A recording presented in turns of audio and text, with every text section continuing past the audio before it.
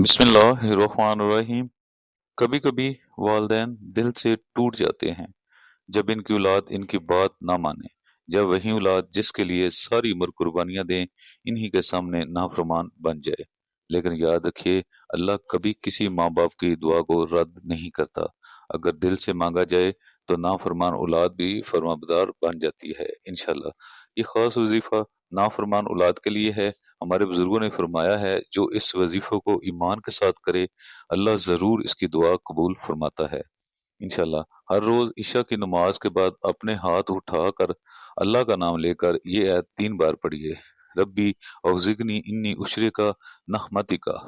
और आखिर में दुरूद इब्राहिमी 3 बार पढ़कर अल्लाह से दिल की गहराइयों से दुआ करें कि या अल्लाह, मेरी औलाद को हदायत दे, इनके दिल में नरमी पैदा फरमा।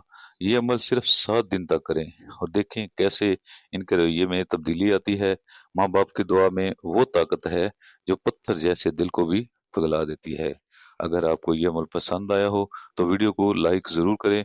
मैंने इस वीडियो के लिए 10 सब्सक्राइबर का हदफ रखा है और उम्मीद करता हूँ आप इस नेकी में हिस्सा जरूर लेंगे और मेरे चैनल को जरूर सब्सक्राइब करेंगे।